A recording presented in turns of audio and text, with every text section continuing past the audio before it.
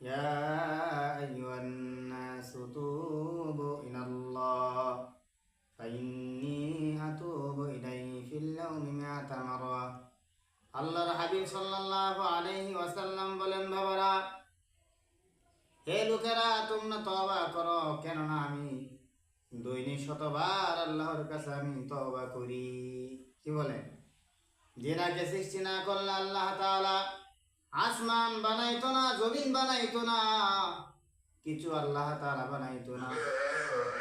আর উনি বিশ্বনবী সাল্লাল্লাহু আলাইহি ওয়াসাল্লাম আল্লাহর কাছে দৈনিক শতবার আল্লাহর কাছে তওবা করে।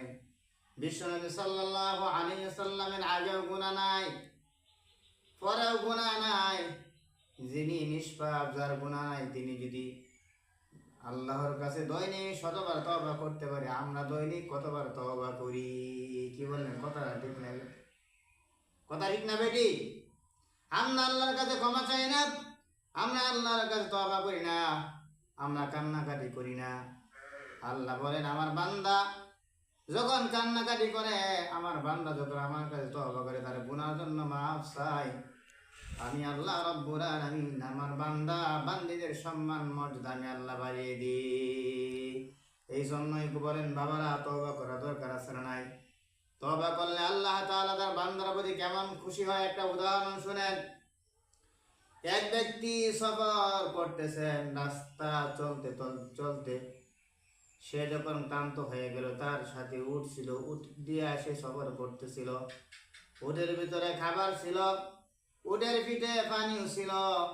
রাস্তা অতিক্রম করতে করতে সে যখন ক্লান্ত হয়ে গেল, মরুভূমির মাঝখানে একটা গাছ পাইল, গাছে তার উটটাকে বাঁধলো।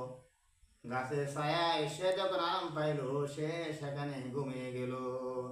আল্লাহর বান্দা কি সেখানে ঘুমিয়ে গেল, ঘুম থেকে সজাগ হয়ে দেখে তার উট নাই। এবার সে পাগলের মতো হয়ে গেল, উটের পিঠে পানি ছিল, খাবার ছিল। সে আবার বলতে লাগলো, এবার আমার মরা ছাড়া কিচ্ছু গতি নাই। উটটা বেহুশ হয়ে গেল। কেন হচ্ছে বেহুশ হওয়ার কারণ হলো, আমার উটের ভিতরে পানি ছিল, খাবার ছিল, এখন আমার উট নাই। উট ছাড়া তো আমার চলা সম্ভব, আমি চলতে পারবো না। এখন আমি একা, আমার আর কিছু নাই, আমার এবার মরা ছাড়া আমার বাঁচার উপায় নাই। লোকটা বেহুশ হয়ে গেল। আবার সে যখন ঘুমিয়ে গেল, ঘুম থেকে আবার যখন সজাগ পাইয়া দেখে ওটা যেখানে বাঁধা ছিল, ওই জায়গায় আবার বাঁধা আছে। উট গাছে বাঁধা ছিল, সজাগ হয়ে দেখে আবার গাছের ভিতরে বাঁধা। এবার সে খুশিতে